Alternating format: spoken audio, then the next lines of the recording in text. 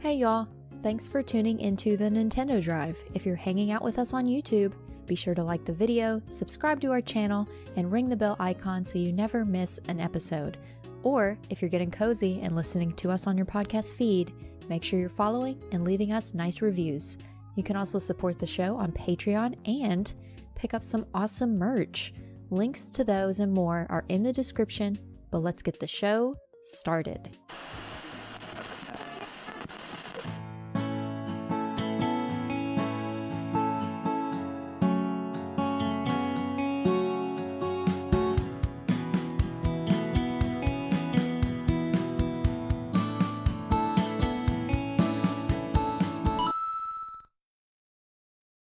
Oh my gosh, the Adorbs boys are here, rolling in. Anybody who's watching us live right now, youtube.com/carpoolgaming, might be a little surprised. Lockless has a little bit of a change of scenery there. Grew some facial hair, is wearing a Pokemon hoodie. I don't know where she got that. There's no Squishmallows this time. I don't know what's going on. No, in fact, I put my glasses on.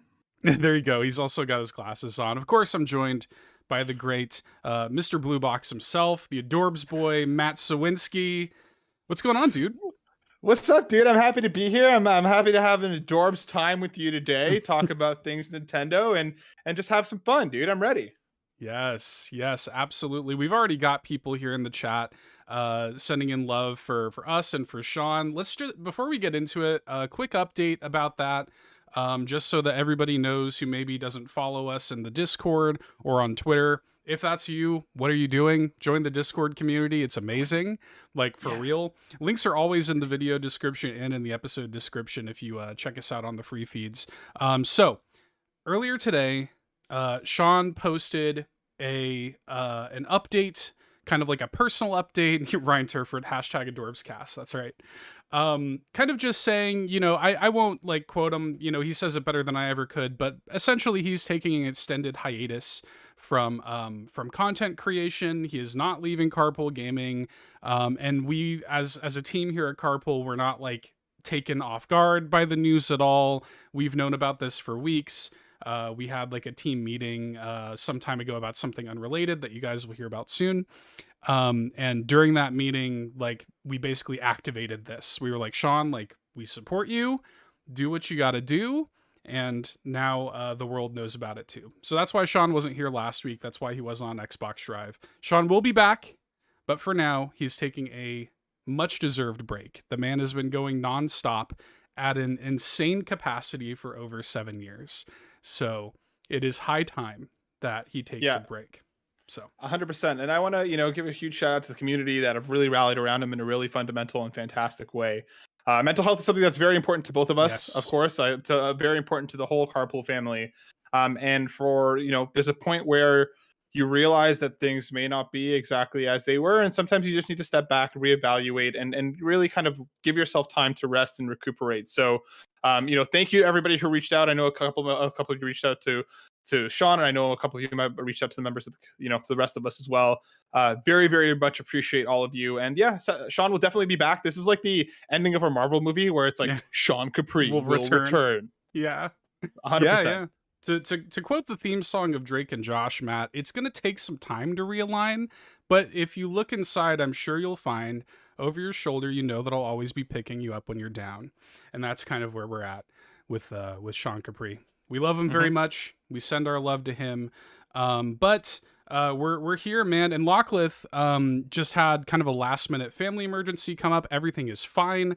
She asked me to convey to you all that everything is fine. Don't worry. But she did have to sit out this week. So Matt, just within the past hour, shout outs to Matt, was able to kind of swoop in and be Lockless this week. So huge shout outs to Matt for that. Yeah, dude, I'm here with you. Me too, man. And I think, I think Lockless and I share the fundamental trait of being quite pigeon brained. So I feel like, I'm a good sub in for her this week. I think I'll try my best to emulate the unemulatable Lockless energy, but this is where we're at. We're going to have fun. We're going to have fun tonight, my friend. Before we get too deep into it, though, I want to ask you, and I don't know what the answer to this question is going to be, so I'm very curious. What you've been playing this week? I know one of them. So you know one of them. Yeah. So for anybody who's unaware, I'm also the host on the PlayStation Drive. So I'm a predominantly PlayStation gamer, but PlayStation and Nintendo have always kind of been my realm. Like I remember, growing up, and I was like, I want the Nintendo 64 for Smash Bros. And I've been with pretty much every Nintendo console ever since. So for me, what I've been playing lately is a wonderful game that just hit a bunch of platforms today, actually, as of recording, called Trails to Azure. Yes. And I've already ranted and raved about this on the PlayStation Drive, and we'll have a review up in the future. But for anybody unawares, it's a fantastic, fantastic RPG series. This is one that was locked to Japan for quite a while. The Trails series has been running for a number of years, but there's different, like, not a multiverse because it's all in the same universe, but there's different like strands of games. There's Trails in the Sky, Trails of Cold Steel, and Trails.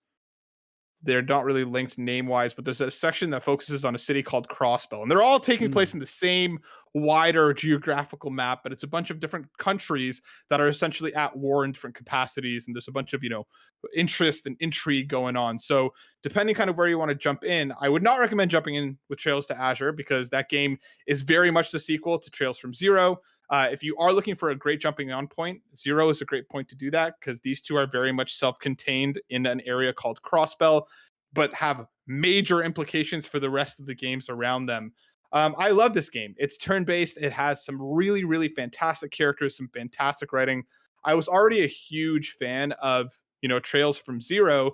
And a lot of people do, say that Trails to Azure is one of the best in the entirety of the Trails series. So love this game so far. I'm relatively early in, but something that I already really like is it doesn't do the whole video game amnesia thing. So many games, especially with sequels, they'll drop you in. They'll be like, all that stuff you did, you forgot it all. You got hit on a head with a rock suddenly, and just you forgot everything that you ever possibly did. Or Samus trips over a rock, and suddenly all of her upgrades come spilling out at the nearest storm drain and just completely drop in and get rushed away by the sewers underneath. This game doesn't do that. You start at level 50. You have all of your same moves. You have everything that came from before. Wow. You're able to import your save. And the game kind of treats you as if you're returning to it, which I think is really cool for a series to do. So I've been playing that mostly. I've been playing with PSVR 2 and stuff as well. But for anybody who hasn't checked out the Trail series, and if you're a fan of your turn-based RPGs, like your Personas, like your Final Fantasies, you're doing yourself a massive disservice by not trying these games out. I would tell you pick one of the three pathways with Trails in the Sky, Trails from Zero, or Trails of Cold Steel. And I promise you'll hop in, you'll be like, I like this. And then before you know it, you'll be playing all of them like I've been journeying through them. They're fantastic, fantastic games that end up culminating in this like almost Avengers-like thing where now the next game that's coming out this summer actually takes main protagonists from all three games and puts them together in like this wider story. So sick. Super, super cool, dude. I love it so much, and more people need to play it. And that's also awesome. Huge shout out to NIS America for a review code. Thank you very much. But yeah, dude. Yeah. What about you? Yeah, well, there's been a lot, but I definitely Trails is a series that has long intimidated me. I've always wanted to join in and like kind of come into the series and play at least one of them. So it's helpful to have somebody like you, if there's anybody out there listening who is also in this situation, who can kind of give us like a launch pad, like here's where you should go and this is what you should play and stuff. So that's helpful. I know that there are a lot of people in the community that are into it. Kevin Ainsworth called it a masterpiece, I think, and so he's way into it. You're welcome, Kevin. I put him on that stuff. I told him to check out Zero, and then we ended up reviewing it together, and now he's all in. So there you go. In terms of like the best jump on point, I would say pick up Trails in the Sky. It's the first one that kind of started the modern era of Trails. The characters are super endearing. Estelle is one of my favorite main protagonists ever. She's wonderful. And they just do a lot of really, really cool stuff. So if Trails in the Sky 1 gets you, everything else will just be even better after because they continue to iterate, they continue to build. And Trails in the Sky is actually a fantastic example of a game that's aged ridiculously well. So you can probably pick it up for pretty cheap on Steam if you're playing on there. If you're looking to play on Switch, Trails from Zero is a fantastic starting point. You can't go wrong with these games. Awesome. I love it. Cool, man. Well, yeah, that's definitely because that one's on Switch, right? The new one is on Switch. Yep. Awesome. That's sick. Yeah, I want to play it. Okay, let me tell you about the nerdy niche thing that I've been playing this week. Tell me. which is Paranormal Site. Have you ever heard of this? Dude, I've seen it making the rounds on Twitter and getting like a bunch of like glowing reviews, but I have absolutely no idea what it is. So please enlighten me. Many people don't know what this is. So Paranormal Site is a game that is published and developed by Square Enix. Okay. It released, its full retail price is $19.99. Okay. I just realized that it's called Paranormal Site. This entire time, dude, when I've seen reactions online, I thought it was Paranorman Site and the main character's name was Norman. Is the main character's name Norman? No, not at all. But it is. Wasn't there like an animated movie called Paranorman? Like maybe ago? That's where I'm crossing my wires. Keep telling me about Paranormal Site. I'm going to look up Paranorman.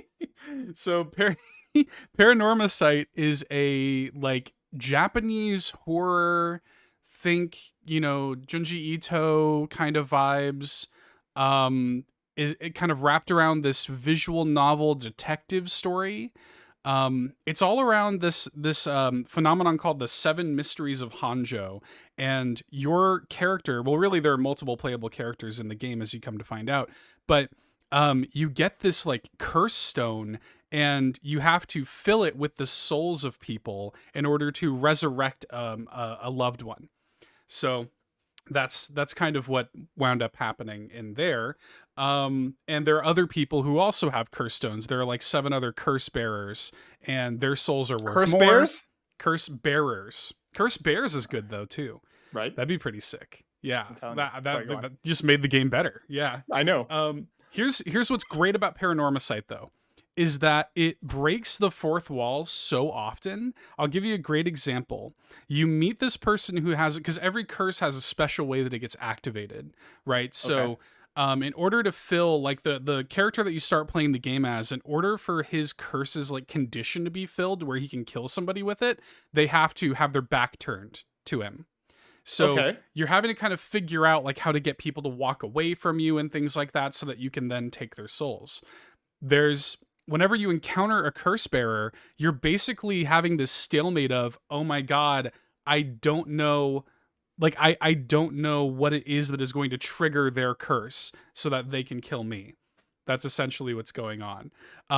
And so they break the fourth wall. There's somebody who their curse is triggered by you hearing their words. So the way you avoid their curse is you go into the options menu and you turn the voice volume down to 0.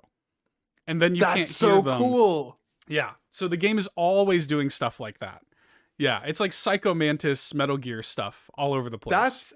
So is it more like VN, like visual novel with like stuff thrown on top? Or is it more of like an adventure game with it's both. Like, okay. I would say it's both. And it also has like the structure of it is very loose. Like you can go and like kind of go back in time. You can like, if you mess up, you can retry sections as much as you want. It's very like kind of limitless in terms of like the amount of times you can try and retry sections. But it is set up like a visual novel. You're talking about like, static kind of 2D, characters and stuff. But unlike most visual novels, you're not just selecting dialogue options. You also can kind of look around and move around. And because this is a horror game, they play with that too. So you never know. There's a moment in the game where you're having to eavesdrop on people and you have to kind of like move out from behind a tree. And if you feel like they're coming, to look at you, then you have to like scoot back behind the tree. And then there's like a point when you come back out and they're right there. You know what I mean? It's like the cat. Yeah, totally. Yeah. It's sick. Like it's a really videos. Yeah. This game, you're selling me on this more and more, dude. This sounds really, really interesting. I have one very important question in terms because I feel like this needs to be asked for the pigeon brains of the world. How accessible are the puzzles? Am I going to get frustrated playing this, or is this one of those things that it's like you kind of ruminate on it, you think about it, and those aha moments feel earned? Or is this one of those things where I'm just gonna be like, how would I have ever figured that out? Yeah, so the way they handle this, there's kind of a baked-in hint system where your character can think, basically. And they'll kind of like spell it out, nudge you in the right direction. So in that, because I had no idea that this was like a fourth wall break-in kind of game like this. So the way they nudge you in the direction and know to like go into your settings is they'll say like your character will think like, man, I wish there was a way to where I wouldn't have to hear, you know, the whatever this person was saying, like how could I do that sort of thing. And it kind of makes you start thinking outside the box. I'm like, wait, like, is this literally what you have to do? That's so cool. So they do stuff like that all the time, and they introduce multiple characters so you can kind of go through their timelines with other curse bearers. It's really cool. It's it's a neat little game. It's only $20 too. So I'm sorry, I can't get curse bears out of my head. And curse bears. There was somebody in the chat, John32, that said we need an open world Care Bear game now. So now I can't unmarry curse bears, Care Bears, and all of these things mixing together in my mind. Yes. But dude, you've sold me on this game. This sounds awesome. Like I'm genuinely, I love Danganronpa. Like I love that series. So there's so much. This sounds like a lot. Perfect corollary. So, okay, perfect. Then that makes me even more excited because some of those puzzles I figured out and some I just looked up because I'm a coward. Sure. But like, so you're selling me more and more on this game. It's just, I'm going to have a hard time unburying Paranorman, Care Bears, Curse Bears, and all of these things. But I'm also a giant chicken when it comes to horror stuff. So maybe this will help me ease into the game. I have to check this out, dude. I would say it's more creepy than there are a couple little like jump scares, but it's nothing too intense. It's more so like creepy, and there's also a definite like, because you have control of the camera and the game is essentially telling you like, you know that something bad is there, but you have to be the one to look at it. Like that kind of instills a different sense of like dread. It's a very cool game. It's also on Switch anyway. I don't know if this is true on other platforms, but I think it's out on Switch, Steam, and maybe mobile. But on Switch, it's on a launch window discount. So I got it for $15.99 US, which is, I mean, a steal for what this game is. So really, really cool. And I feel like people are going to sleep on this one. And this is like a Square Enix developed game. Like I love that they make weird junk like this. So yeah. That's awesome, dude. Yeah, I'm going to have to check this out. This sounds like a lot of fun. Yeah, Paranormal Site. Not Paranorman, not Care Bears. Paranormal Site. Also want to shout out the Super Mario Brothers Remix world from Super Mario Maker 2, which is anybody who is listening who is familiar with Metroid Mike. He's a very sort of prolific Mario Maker content creator. He, I think last year, made just Super Mario Brothers 5 in Mario Maker 2. Like he just made a whole Mario game in Mario Maker 2. He had been working on it for years and years and years, like since Mario Maker 1, and he finally released it last year, and he just called it Super Mario Brothers 5. So for Mario Day this year, on March 10th, he released Super Mario Brothers Remix, which is a one-for-one remake of the original Mario, but with a twist. He has included 5 red coins hidden in every stage that lead you to a bonus stage, and he's also worked in like some stuff from the Lost Levels that was Japan only, and it's like kind of this like little bite-sized, you can get through it in like 2 hours, Mario Maker 2 version of Mario. Really cool. If you play Mario Maker, you got to do it. I might have to. I haven't booted up Mario Maker in a little while. Was this on Mario Maker or Maker 2? And do they share levels? I can't remember. 2. This is on the second one. Perfect. Yeah. I have that one. Yep. So I'll put the creator code for that in the episode description if y'all want to check it out yourself. But it's really, really good. It's great. We're actually interviewing Metroid Mike on All In this week too, so that'll be super fun. I also played through. Matt, this is not news to you. I was on PlayStation Drive this week and told you about Portal. I played Portal, Portal 1 and 2 on Switch this past weekend. I won't spend too long on it. Turns out those games are still really good, Matt. Portal 1 and 2, still quite good, as it turns out. I will say, shoutouts to the Switch version of Portal 1 and 2. Excellent ports. Excellent ports. Like, they look and run perfectly on Switch. 60 frames. It's perfect. Great ports. So. Dude, you have me wanting to replay Portal. You have me wanting to play Paranorman. Like you're just like making content, influencing me as you're getting in my head in a really great way, and I'm about it. I love being in there. I'm all about that. So so there was that. Also, quick shout outs to the Bayonetta Origins demo, which dropped on International Women's Day, which was really cool. I love that they did that. Bayonetta Origins demo was super fun, super cool. I will say they let you play the first like hour and change of the game, and it takes a little while. It has a pretty slow start.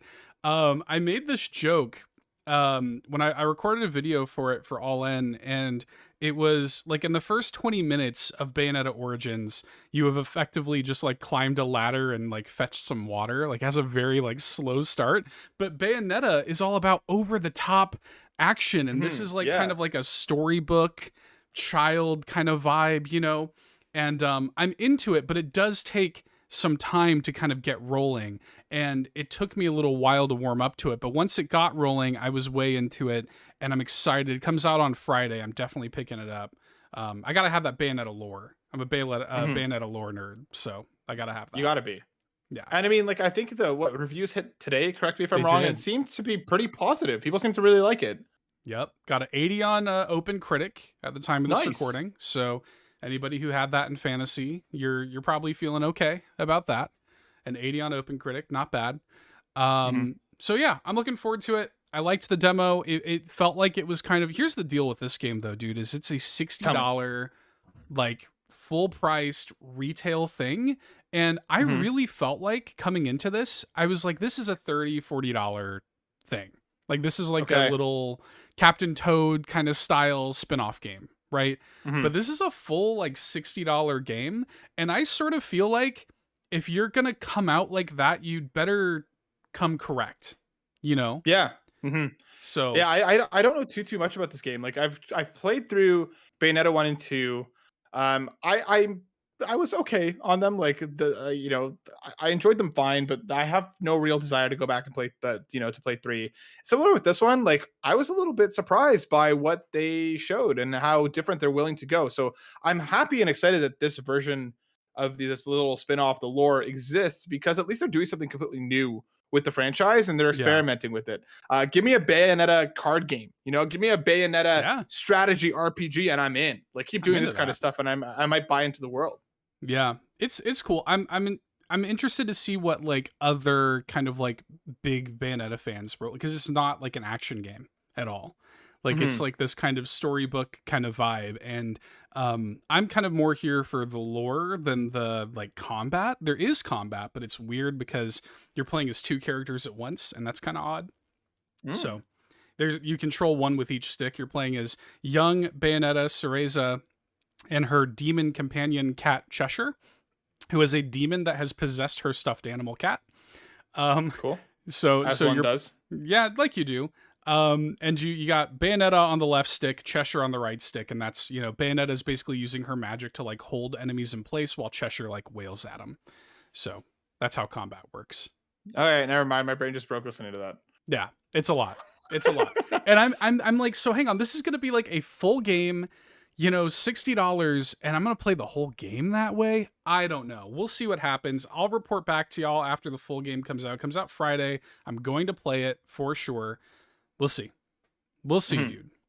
We'll see. But I have a couple. Also, hold on, real quick before we move on. I have to shout out, because I know we're talking about games and stuff, and it's something that you brought my attention to in the last couple days, and this needs to be seen by everyone. But I need to shout out your Mario Day boot, like Ford Tough video that you made. If you haven't watched this already, please go to All In and check it out. I was busting up watching it. They basically took like the boot making video that they made for Mario Day and put like the Ford Tough, Ford Strong, like voiceover. It's brilliant. It's incredible. I just needed that to be brought to the forefront of the attention machine. Thank you. Please go check that out on All In, because it was brilliant. I was busting a gut laughing. It's so good. Yeah, I had this stupid idea when because like they Mario Day, they were like, hey, here's the new Mario movie trailer, which was awesome, because of course it was. And then like at the end of it, they're like, yeah, and also go to the Nintendo New York store tomorrow and look at Mario's boots. And it's like, what? And they had people out there at the crack of dawn lining up to see Mario's boots. And the hat was right there. The hat was right literally there. Anything else would have made more sense. They had Mario's boots behind glass at the Nintendo New York store, made like lovingly by like Red Wing Shoes. And Red Wing Shoes released this video of them like hand stitching the leather of it, and it's like slow motion, like dramatic shots, and it's like when we assembled Mario's boots, it's like crazy. So I had the idea of, cutting it together and doing like a built Ford Tough, you know, those Ford truck commercials, like, have you ever ridden into the sunset and gotten dirt on your tires kind of thing. Found a guy on Fiverr named Ken Hurst, who was fantastic, wrote the script for it, edited it together, and it was just a dumb idea that I put together in like 5 hours. And it was fun. But it's fun. But it's so good. It's so good. It turned out so well. Please go check that out on All End, because that's content, dude, with a capital C. You know, that is incredible stuff. It's content. It's, you know, we're doing the important things. Okay, speaking of important things, I want to hit just real quickly. This is not a news show, but I do really quickly want to hit a couple of little like news-ish things. First of all, Nintendo has said that they're not showing Tears of the Kingdom at PAX East this month, which was weird. They released a statement, I think earlier today or yesterday. They say, quote, Nintendo's presence at the show will be dedicated to competitive play activities. More details will be revealed at a later date. The Legend of Zelda Tears of the Kingdom will not be shown at PAX East 2023, end quote. And the reason I bring this up at all is because Nintendo has got the largest space on the show floor at PAX East this year, and it's not Zelda. And I find that so strange. This game is now less than 2 months out, and we know basically nothing about it. They rent out all of this convention space for a huge convention ahead of the launch, and it's not going to have Zelda there. Very odd to me. Just wanted to shout that out. See, here's a couple of things that you're missing, my friend, and I have to bring attention to this. Okay. They have the biggest space on the show floor for one very good reason. The pedestal in which Mario's boots will sit on is so large and grandiose. You need the space. But I'm completely with you, dude. Like, the fact that we know next to nothing, the fact that we got like our closest gameplay reveal, like a month ago, less than, with this game being so imminent, and like, I am really of kind of two minds of this. Is it A, that they are so confident in it and they know that they can just, you know, ride out what Breath of the Wild did before, and they know this game is going to sell and they know it's fantastic? Or is it B, are they anxious about it being too similar to what came before and it's going to draw too many comparisons? Because like, the first thing that I thought of watching that new trailer was Labo.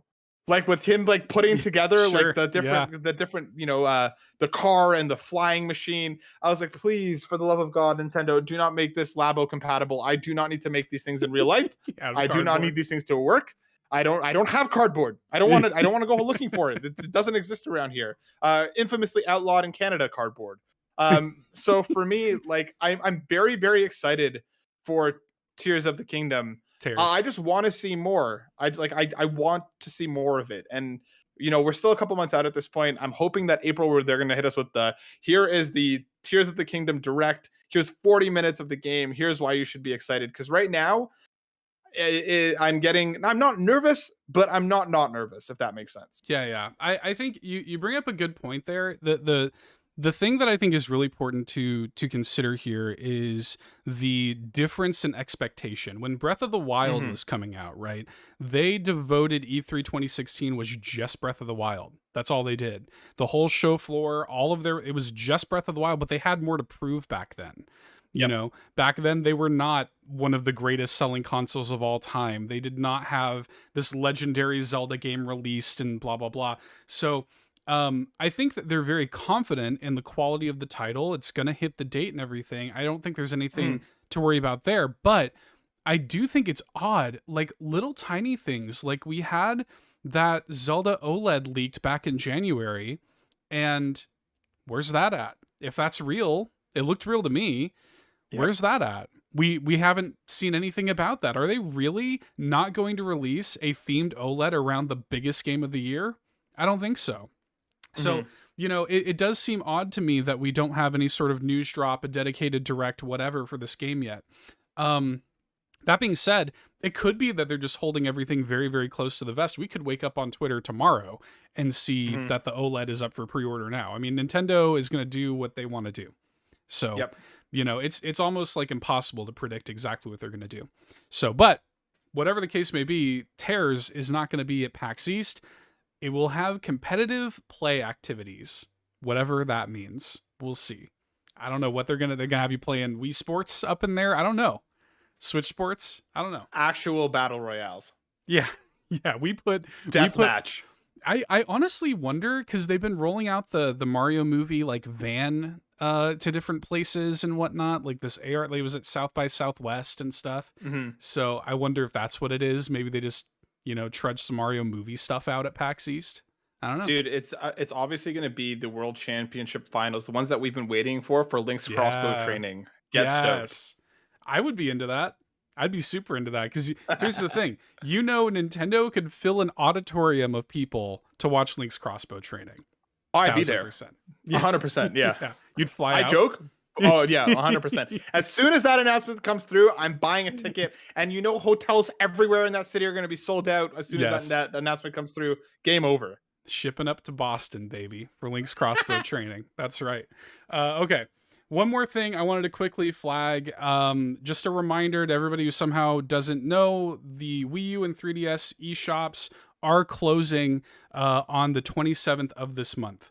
So just, again, wanted to remind people about that. I think next week on the show, we're going to kind of detail some of the games that you need to kind of panic buy before the eShop closures, and kind of like spend a lot of time on that. And dedicate kind of an episode just to that. I think we're going to do that next week on the show. But you have some time now. You have to do some weird stuff. You have to like load the money onto your Switch that has the shared account. You can't load money on your 3DS and Wii U anymore. So you have to either buy it on the website or load credit into your account via your Switch and buy them that way. But you can still currently buy games. And there are so many games that are worth owning that are digital only, especially on 3DS, that we're losing, and it's very sad. So that's happening. Just a quick PSA there. Matt, yo, let's dig into some of these questions, shall we? Okay, let's do it. Questions from the community.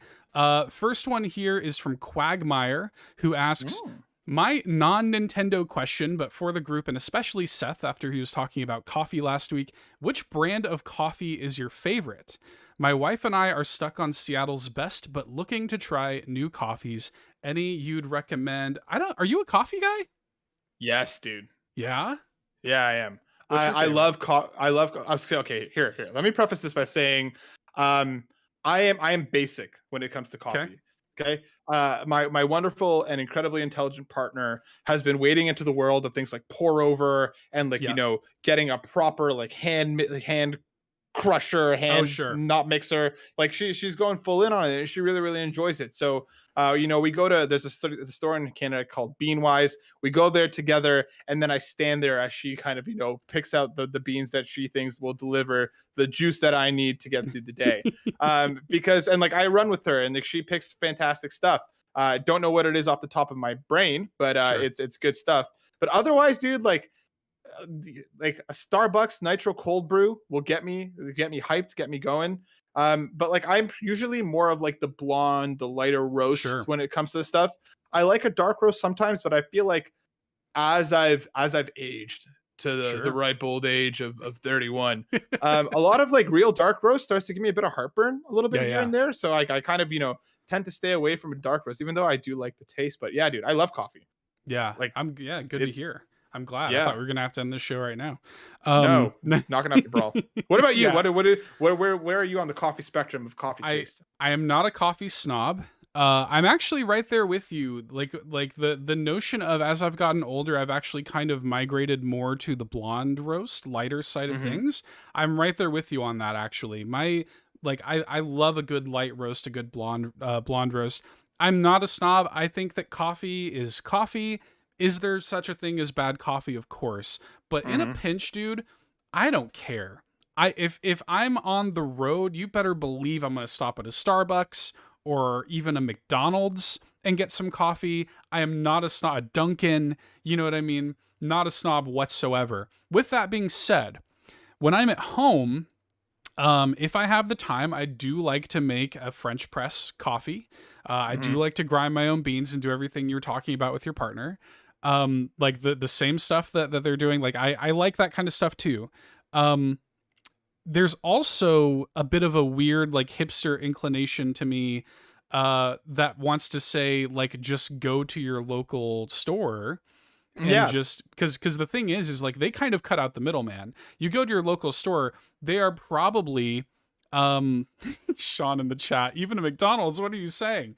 Look, dude, it's I'm good. just gonna say it. McDonald's, some of the best coffee. It's good. Some of the best. It's great coffee because here in Canada, Tim Hortons was king. Okay, Yeah. Tim Hortons was king for quite a long time. Then they messed up, Seth.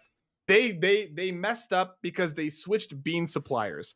Okay. Oh, now yeah. Tim Hortons coffee tastes like drain water. It's now terrible. McDonald's, intelligent, crafty beings that they were, went and picked up the old Tim Hortons coffee. So now they have the good beans, and their coffee here in Canada is fantastic. And I didn't mean to interrupt you, but hot breaking news. I messaged my partner Senna and I asked, what coffee do we drink? And it is Ethiopian Sidamo natural coffee beans. There you go. Good stuff. Good choice. Yeah, right. I actually I like a good Ethiopian bean as well. In fact, I've got some beans here because I was going to recommend. Go to your local coffee shop. This is the kind of thing where they cut out the middleman. They are doing the legwork for you. If you're going to a local place, they probably have got good coffee, right? Because it's a specialty store. Like most, specialty stores, they care about this stuff. So I recommend that. If you're looking to buy brands that you can easily get on something like an Amazon or whatever, I really like this brand called Equator Coffee. Nice. This is the one that I am drinking right now. I just finished my cup, but this is called Tiger Walk Espresso. This is a dark roast, of course, and it's dark cherry, strawberry, and bright lemon notes, Matt. That sounds delicious. Espresso.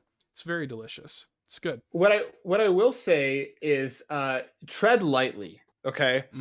Just because when you have a new coffee for the first time, have a cup. I made the mistake once. When I lived in Korea, when I was a teacher, a friend of mine who's like a coffee connoisseur was like, dude, you like coffee, I like coffee. As a welcome back to Korea, let's go to this really exquisite, expensive coffee shop. And I was like, all right, sure, let's go. So we went, okay? And we had a I think it was called like a Blue Mountain or something. It's some apparently like it would, dude. Very, very grateful to him. It was like $30 for a cup of coffee. Okay. Oh yeah. Absurdly expensive, like S tier beans. I had one cup. And I swear my soul left my body. We went and I was okay at first, and then we got into his car, and I honestly felt like I was going to vibrate through like the seat of the car. Sounds. I saw light, I saw sound, I saw like the combination of them both. It was like, it was next tier, next level. I don't know what happened to me. And then it feels like I came back to like half an hour later, sitting in his house being like, what happened? It was like almost like a religious experience. Yes. So just tread lightly. But yeah, dude, coffee's fantastic. Yeah, I love coffee. So, okay, I got to address a couple things here in the chat. First of all, Sean Capri says, who has a bag of coffee by their computer? Sean, I knew this question was coming. I didn't just have it sitting here. So, yeah, I wanted to show the people watching, Well, I was, as John 32 says, I came prepared for the question. Sean also points out that Matt plus Seth equals math. So that's what our ship duo is now, Matt, is math. So there you go. I'll take that. Okay, I'll take it. I hate math, but I'll take it. If it's us, then I hate okay math too. We can reclaim math. We can reclaim math. We're taking it back. We're taking it back. Okay. Preston the Magnificent. Go ahead. Sorry. Didn't mean to cut you off. I wanted to shout out Ryan Turford in the chat saying, I remember my friend Scott had a McDonald's coffee in high school and spit it out after one spit. And the exact phrase was, "This is the most putrid substance I've ever tasted." Yes, because that was before McDonald's bought over Tim Hortons coffee and got good. This was back in the day. McDonald's coffee was bad. Now, good. I do feel like you guys in Canada have got better McDonald's coffee than we do. Because here in the States, it's like fine. It's, it's okay. Like Mhm. it's not the best, but it wasn't like some kind of thing where they got a hold of like Tim Hortons beans or whatever. There wasn't some bean heist going on down here in the States. That didn't happen. So Mhm. it's fine down here. But anyways, Presto the Magnificent comes in and he asks, favorite TV show and would it work well as a game? Kind of the inverse. We of course just wrapped up The Last of Us season 1. Matt, you and I did the post show, which is on Mhm. the YouTube channel now. If you guys want to check it out, definitely recommend looking at that if you're a fan of The Last of Us TV show. Just wrapped up. What's your favorite TV show that would work well as a game, Matt? So I've put a lot of thought into this. Okay.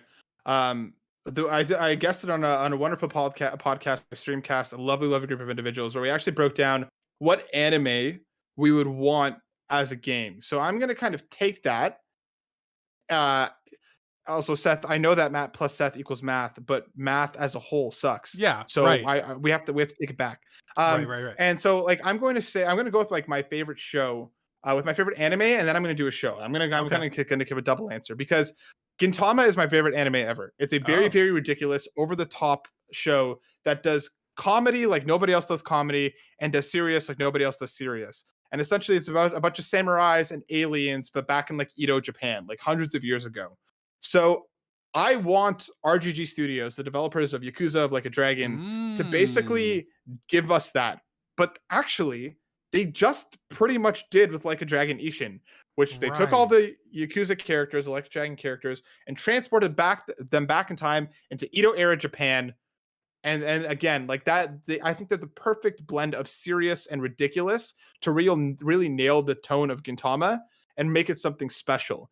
I have Like a Dragon Ishin, haven't had a chance to hop in yet, but I can't wait to play that. And then my kind of secondary answer is Scrubs. Scrubs, again, one of my favorite shows of all time. Another show that handles comedy and seriousness very, very well. It can kind of flip in the turn of like a switches back very, very quickly. And I would want the Persona team to do it. I want give me JD as my main character. Give me romance options because of course there's a ton of waifus in Scrubs. Let me have a turn-based battle system, and it works because he already has a very active imagination, and there's so many ways you could play on that and make these things absolutely ridiculous. I'm a huge turn-based RPG fan, so give me Scrubs as a turn-based RPG done by the Persona team, and I would be over the moon, Seth. But what I about you? love that. I love that answer so much. That is such a great answer. Oh man, it's funny because there are some things that I think are obvious, right? The Mandalorian is already basically a video game, right? Yep. It is unbelievable to me that there's not been a Mandalorian video game yet. Like straight up unbelievable to me. Don't know what's going on with that. But weirdly enough, the show that my wife and I are most into right now is The Circle, which is a like social network kind of competition game show on Netflix. We got way into The Circle. It is a like genuinely, I don't normally like that kind of like trash TV reality show stuff, but I love The Circle. And it's hard not to imagine an interesting kind of visual novel puzzle style game set around The Circle would be kind of sick. It's like all Paranorman. Just like Paranorman, or like this open world Care Bears game that everybody's talking about. I think we could definitely do something there. But I think about like with The Circle, it's all about kind of like managing like friendships and connections in this weird like isolated social media experiment. And they introduce like all these like interesting challenges, and I don't know, it'd be really cool to take The Circle and make it a video game. I unironically love The Circle. Or The Mole, if anybody's aware of The Mole, would also be a great video game. Another kind of game show.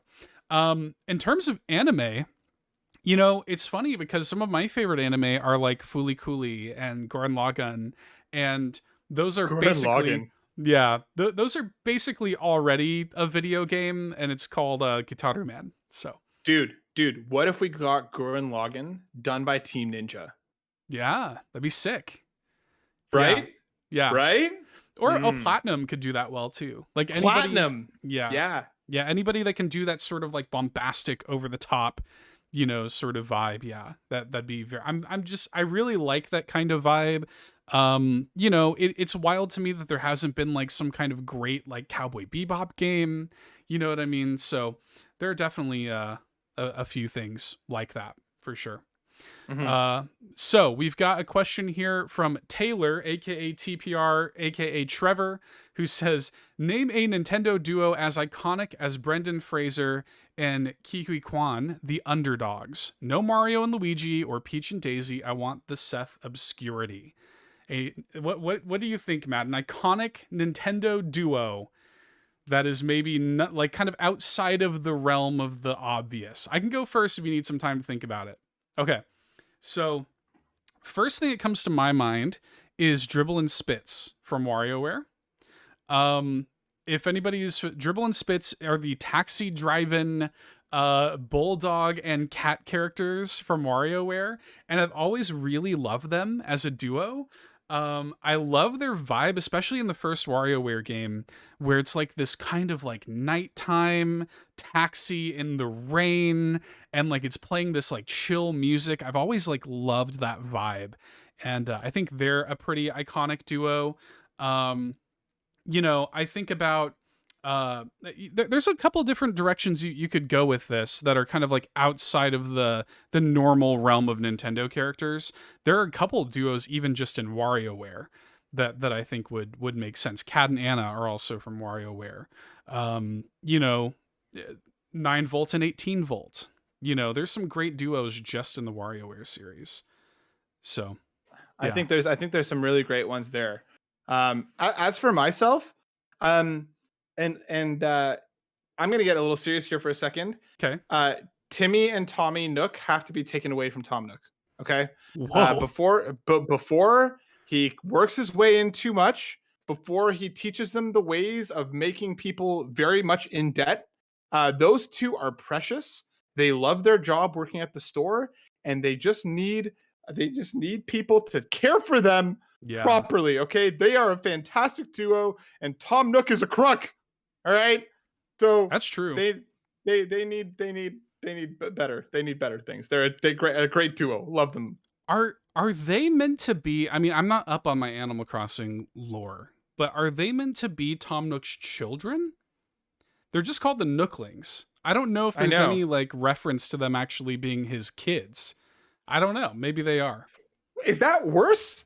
He's a horrible father. Worse? If there's kids, he's a horrible father. No question. But that's what I'm saying. If they're not his kids, then that's just underage labor at the Nook store. I think that's more likely.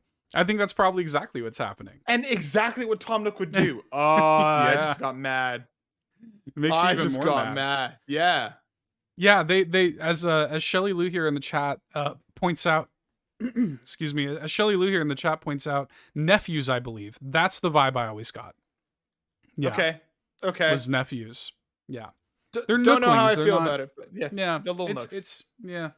It's weird. It's a weird vibe. There's a bunch of different directions you could go with this. In terms of like, we're getting confirmation here from Lauren Davis as well. So nephews confirmed. Good. Okay. So we have two sources here saying the Nooklings are nephews. If I like sat and thought about it, I'm sure I could drudge up some more. But that's where I'm gonna go. I'm gonna go with one of the various WarioWare duos, chiefly Dribble and Spitz. I've always loved them. Good call. We're gonna go with that. But sir, our final question is kind of like the topic of the show, which came to us from Rybo, who says, "Who should the next Mario Kart character be, and why is it Thwomp?" And this has got the tires a spinning, Matt, because we just got the Wave 4 of the Booster Course Pass for Mario Kart 8 Deluxe. Anybody who thinks we're getting Mario Kart 9 anytime soon is out of their mind. It's not going to happen. And with this Wave 4, they just kind of out of nowhere also released the Birdo character. Just like, hey, we're doing characters now too. It's not going to be just new courses. And there's going to be 5 additional characters added on top of Birdo. Like, Birdo just came out. We're getting 5 more after Birdo. Stacking them? Like, we're getting more. Yeah, they're going to actually, you'll drive and Birdo will have other characters on their head. Exactly. Thank you. Yeah, okay. That's what'll happen. So we're getting 5 more characters. So what I thought we would do tonight, and Thwomp is a great answer. I thought we would kind of come together with a top 5 of sorts, of the 5 characters we would like to fill out this roster, Matt. And now Matt had about 10 minutes of time to put his list together. I had a little bit more time, but I will say just right here at the top, Matt, before we get into our lists, I want to give you my hot take on Mario Kart just very quickly. Okay. Let me give you a little bit of Seth lore. People listening to this show may know or may not know, but I'm going to fill you in on it. Tell me. So I am a huge fan of like Mario lore. I grew up on Mario fan forums writing Mario fan fiction. Some of my best friends to this day I met on Super Mario boards and TMK, the mushroomkingdom.net. So that's the kind of era that I grew up in as a child of the internet, writing Mario fan fiction. So I'm somebody who thinks way too long and hard and deeply about Mario. So I have the unpopular opinion that I do not want Mario Kart to ever become Super Smash Kart. I didn't like it when they started adding Link to the game and like Isabelle and stuff. I get it. I know people love it. I know it's hype. I don't like it. Okay. Sean's in the chat like, oh no, here it comes. So I hate my list. It's okay. No, it's okay. Here's the thing. I know that I'm in the minority. So my list will only be Mario Universe characters. Okay. So I'm just going to preface that. So everybody's going to like your list more, but I just wanted to preface mine that way. Okay, kick us off, Matt. We'll just trade off. What's your number 5? Okay, so as you mentioned, I had not much time to prepare for this. Okay. Yeah. I love doing these kinds of lists, but I'm not one to be trusted with them because I never follow the prompt properly. That's okay. So because I definitely 100% confidently knew that Rybo was the one that asked this question and not retroactively making this fit, all of my characters start with R. Okay, start with the letter R. Okay, there's a theme to it. Okay. And to follow down this road in honor of Rybo, obviously. Yeah. That was the point. I wanted to do the crossovers. I love like the crossover. Like I'm Mr. Peanut Butter and BoJack Horseman being like, is this a crossover episode? I'm about it. I love this. Good stuff, call. Okay. Yeah. Sean, I will not make you proud. Nothing good will come from this. I just want everybody to be aware of that. Okay. I can't wait. So to kick things off, well, I was trying to think of characters that kind of bring that Mario energy, right? Characters that we think, they would fit naturally in this world. And possibly that works for a few of these. So I'm going to go with my number 5, being Rex from Toy Story. Okay. Adorable green dinosaur, right? I can just see the rivalry between him and Yoshi already competing for the top green dino spot on the roster. Okay. And I want to step further. I thought a little bit about what would their like special move look like, right? What is their ability? And like Rex would obviously have like a roar. Okay. He would do like a roar that would similarly to like the speakerphone boombox thing would shake off enemies around him. Okay. But they would shake him off. But Rex is also a very loving character. Shake him off and then pull them in. So think about it this way, right? They say you have a red shell coming at you. Use that thing. Enemies out, enemies in. One of the other ones could take a hit for you. So my first one is Rex from Toy Story. Wow. And I do like the extra added layer of just designing mechanics into Mario Kart that just don't exist. I mean, that's okay. No. We can do that too. Sure. I love it. Okay. What's your first? What's your number 5? My number 5 is Dixie Kong. So this is, again, these are all going to be Mario Universe characters because it's Mario Kart, people. It ain't no Smash Kart. It ain't Nintendo Kart. This is Mario Kart, all right? And there are a wealth. I'm telling you, I could have made a top 20 out of this. Me too. No, yeah, obviously. And they could have all just still been our names. Yeah, 100%. Yeah, so I feel like there's not enough Kong representation in Mario Kart 8 Deluxe, and I know that a lot of people would want Diddy Kong, and I would be happy with that too, but Dixie was totally snubbed from Smash. It would be a great opportunity to have Dixie in this game. She's in Mario Kart Tour, if I'm not mistaken. So it'd be great to have Dixie, and to have like another female, representative on the roster too would make me super happy. And I think that would be meaningful to a lot of people. More Kong representation, Dixie specifically. I would be happy with Diddy too. I would be happy with Funky, who is in Mario Kart Wii, but I want Dixie. Dixie's my number 5. I'm with you. Dixie's a solid pick. She's a cool character, and I think she would bring some cool energy to the game. Okay, my number 4, Seth. I'm so my number excited. 4. Yeah. Okay, continuing on the Raibo honorary list of Mario Kart characters. One that probably I think could very well again fit in this universe. It wouldn't be weird to see this next character, okay, in Mario Kart. Okay. And that's Rufus from Kim Possible, the naked mole rat. Okay, I just think, imagine his little guy there, holding the big wheel. Okay, like kind of, yeah, exactly, right. like kind of squirming at others, and like I can already see the memes now with them, like the Luigi, Mario Kart meme. We'd have it, but it would just be his little eyes sticking out from over the top of the side of the car, right? And his ability, of course, Kim Possible spy, right? So Rufus would have a laser that would either hit the closest enemy or an incoming projectile. So depending on when you use it, he would have a little laser that would either stop like a blue shell or stop a red shell, or hit the closest enemy. So Rufus from Kim Possible, one of the definitive Mario universe characters, would be my number 4. You are designing a game that is better than Mario Kart 8 Deluxe. Thank you. Say that. We have that stupid like Disney Speedstorm game coming out or whatever that is not even going to be as cool as this. So thank you. I'll never be invited to the show again. This is my first and only appearance on Nintendo Drive. I love it. Do you remember they had like PS2, GameCube, that Disney Extreme skateboarding game? Do you remember that? Like, yes. Yeah, yes. you could like skate around as like Simba from The Lion King and whatnot on a skateboard. Yep. I do love like throwing Disney characters doing like dumb junk like this. So I would kind of be into this unironically. Okay. What's your next one? My number 4. My number 4, and I'm gonna be curious if you even know who this is. My number 4 is Topanga. Do you know who Topanga is? From Boy Meets World? No. That's Topanga. But very good. But very good.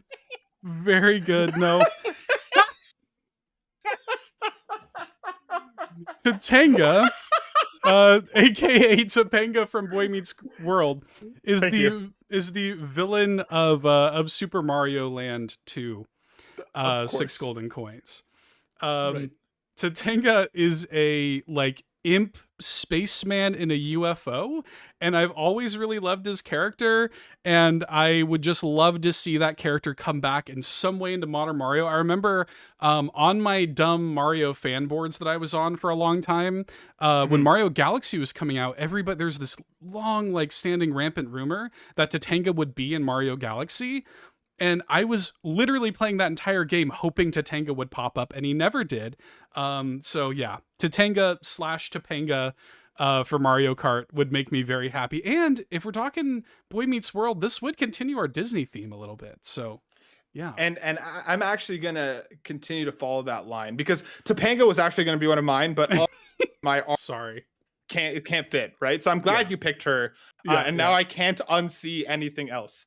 Okay. So what for my number 3, and this was again by design. I'm going from the youngest characters to the oldest. Okay. Rex obviously being the youngest, apparently. So many. My layers. Third one. Yeah. So many layers. Okay. And so my number 3, staying on the R theme, staying on the Disney theme, is Raven from that.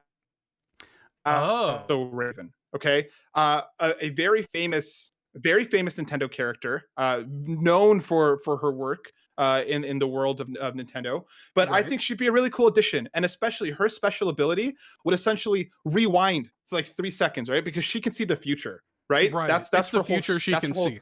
Right. Exactly. Thank you. So you would essentially, everybody would pull back 3 seconds, allowing the driver that is Raven to be able to anticipate what just happened and see if they can do anything about it. You know what I mean? Right. To time an item better, time a jump better, do something different, but essentially a bit of a rewind for Raven for the Raibo honorary list. Whoa. Right? I love it. That's such a Yep. good pick. And I think you could even, you know, if you wanted to have side characters, you could put Corey in the house. You know what I mean? I'm saying, right? You could do that. You could, you know, whenever she wins a race, she could be like, "Yep, that's me." You know, that classic Raven. Perfect. Yeah, totally. Yes, dude. Yeah, I love it. So, yeah. Who's Raven. your next character?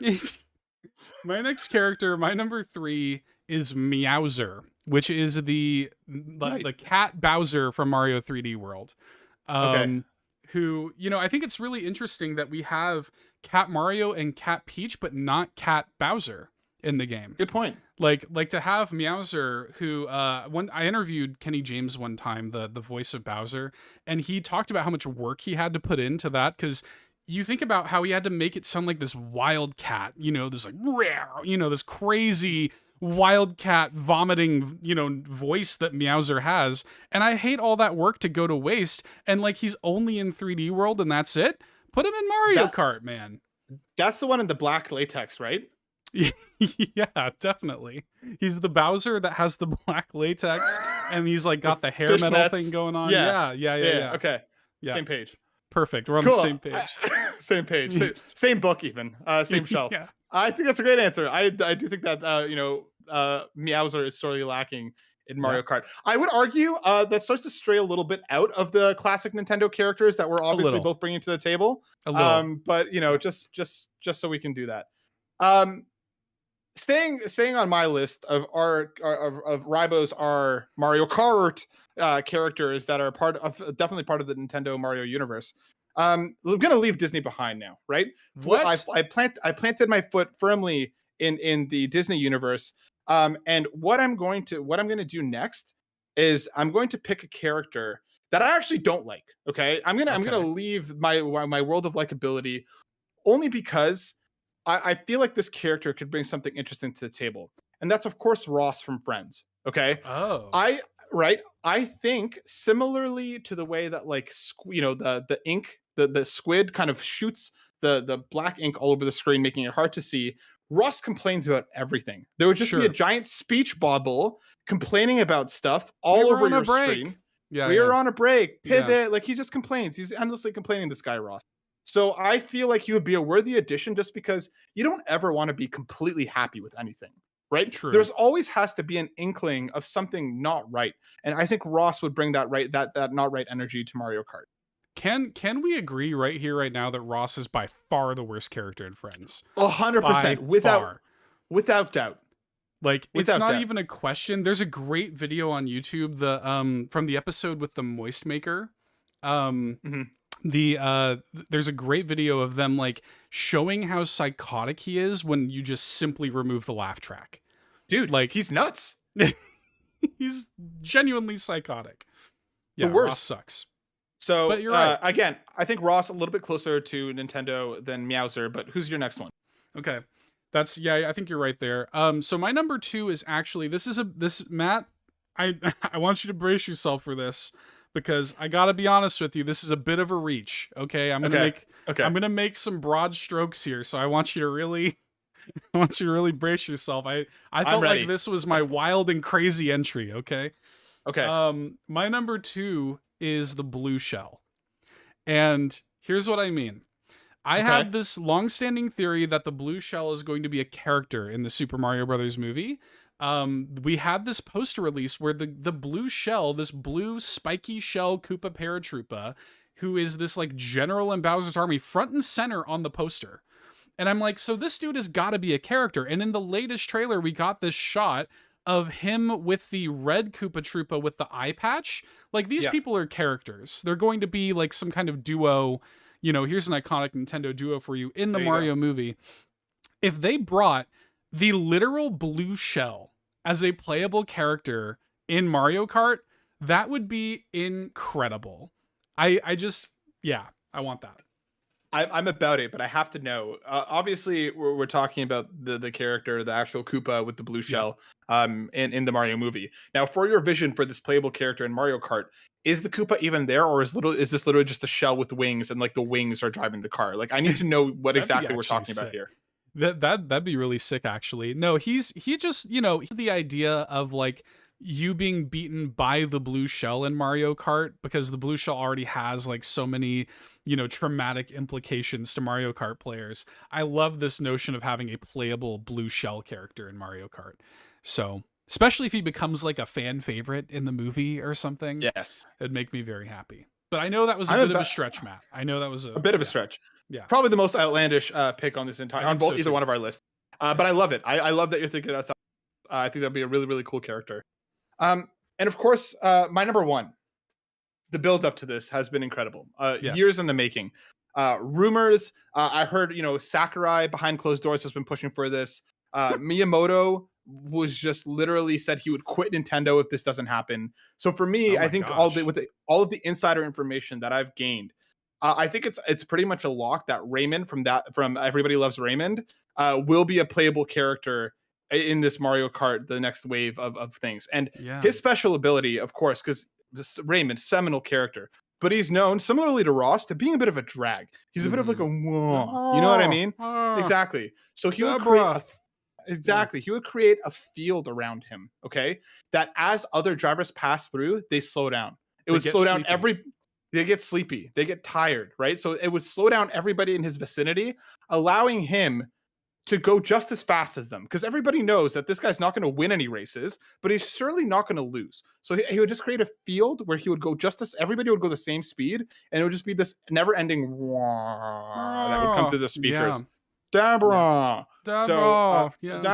So for my number one, obviously Raymond from That's So Raven. Not That's So Raven. Everybody loves Raymond. Yeah, I can see how there could be a little bit of confusion there. That's okay. A little bit there. That's my mistake, everybody. I apologize. No, that's okay. Well, you know, that's the capper on the wave of characters. That's the final. That's the Sora from Kingdom Hearts, if you will. That's right. Yeah. And it's a great move for fan service, because as we know, everybody does love him. Number one on the lists. Yeah.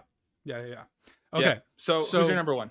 My number one is not number one in everybody's heart, but she has long been number one in my heart.